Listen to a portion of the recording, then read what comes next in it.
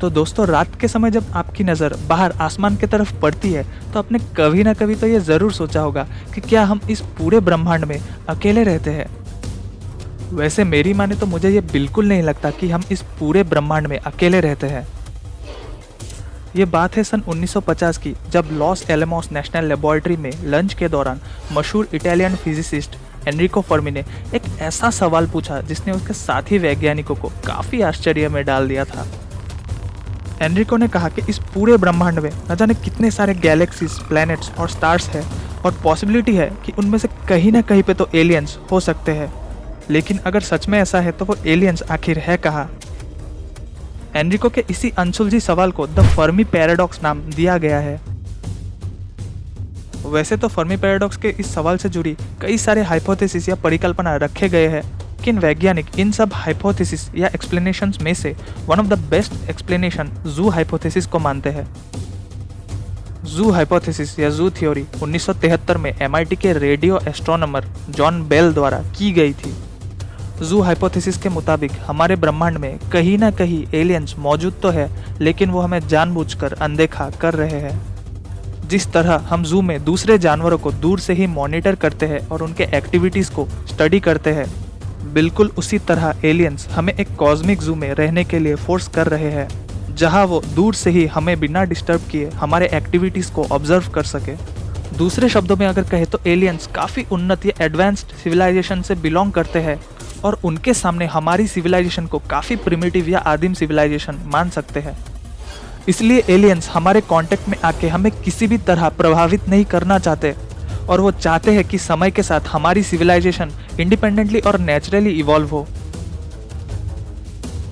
हमारे पृथ्वी की तुलना में हमारी गैलेक्सी कई अरबों साल पुरानी है, तो पॉसिबिलिटी है कि कोई दूसरी सिविलाइजेशन अरबों साल पहले गैलेक्सीज की शुरुआती दौर में किसी न किसी प्लेनेट में एग्जिस्ट करते थे और वो सिविलाइजेशन शायद काफ़ी फास्ट पेस में इवॉल्व हो गए थे, क्योंकि उनके पास आने वाले सिविलाइजेशंस पर हजारों अरबों साल के समय का एडवांटेज था। तो ये अनुमान किया जा सकता है कि वो लोग इतने पावरफुल या एडवांस्ड है कि वो दूसरे सिविलाइजेशंस पर कंट्रोल या नज़र रख सकते हैं और समय समय पर उन्हें प्रभावित भी कर सकते हैं। वीडियो में आगे बढ़ने से पहले चलिए पहले डिफरेंट टाइप्स ऑफ सिविलाइजेशन के बारे में बात करते हैं। कार्डाशिफ स्केल के मुताबिक टाइप 1 सिविलाइजेशन वो सिविलाइजेशन है जो अपने प्लेनेट में अवेलेबल एनर्जी को यूज या स्टोर कर सके। फिलहाल हम इस स्केल के 0.73 नंबर पे है और आने वाले सालों में हम टाइप 1 सिविलाइजेशन बन जाएंगे। बिल्कुल उसी तरह टाइप 2 सिविलाइजेशन वो होगी जो ज़रूरत के मुताबिक अपने प्लेनेट की स्टार्स की पूरी एनर्जी को यूज़ कर सके। और टाइप 3 सिविलाइजेशन या स्टेलर सिविलाइजेशन वो सिविलाइजेशन होगी जो गैलेक्सीज को कंट्रोल करती हो और उसके सारे एनर्जी और रिसोर्सेज पर उसका राइट हो। और कहीं ना कहीं हम ये मानकर चल सकते हैं कि एलियंस शायद टाइप 3 सिविलाइजेशन से ही बिलोंग करते हैं। तो टाइप 3 या एलियन सिविलाइजेशन हमारे गैलेक्सी का ही हिस्सा है, तो वो हमारे कांटेक्ट में क्यों नहीं आए और हमें आज तक भी उनके बारे में क्यों नहीं पता चला? वैज्ञानिकों का मानना है कि एलियंस गैलेक्सी को इस तरह अरेंज या मॉडिफाई कर चुके हैं कि वो तो हमें छुपकर ऑब्जर्व कर सकते हैं, लेकिन हम उन्हें ऑब्जर्व नहीं कर सकते। तो शायद इसलिए हमारे एफर्ट्स उन्हें स्पेस से सिग्नल भेजने के लिए अनसक्सेसफुल रहे हैं। कुछ वैज्ञानिकों का ये भी मानना है कि एलियंस शायद उस दिन का वेट कर रहे हैं जब ह्यूमंस खुद इवॉल्व होकर अपने हाईएस्ट कॉग्निटिव लेवल पे पहुंच जाए, और चांसेस है कि शायद तभी वो हमसे खुद से कांटेक्ट कर सकते हैं। या ऐसा भी हो सकता है कि शायद वो चाहते हैं कि हम इंटरस्टेलर ट्रैवल जैसी टेक्नोलॉजी डेवलप करके हम खुद उनके पास जाकर उनसे मिले।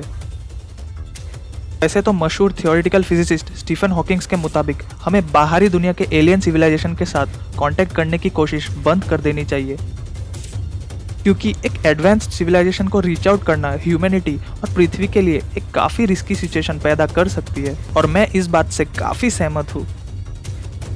वैसे तो ये सारे थ्योरीज अलग अलग वैज्ञानिकों के आइडियाज़ और बिलीव्स पर आधारित है और हमारे पास अभी तक इन थ्योरीज को प्रूव करने के लिए कोई सॉलिड एविडेंस नहीं है, लेकिन आई होप आने वाले समय में कभी ना कभी हमें सॉलिड साइंटिफिक एविडेंस मिले जो कि इन थ्योरीज को सच साबित कर सकते हैं।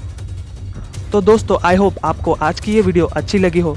तो इस वीडियो पे एम करते हैं 10 लाइक्स के लिए, और मैं ऐसे ही अमेजिंग वीडियोस फ्रीक्वेंटली आप लोगों के लिए लाता रहता हूँ। तो अगर आप इस चैनल पे नए हैं तो ज़रूर सब्सक्राइब कीजिए। तो दोस्तों, चलिए मिलते हैं अंटिल नेक्स्ट टाइम।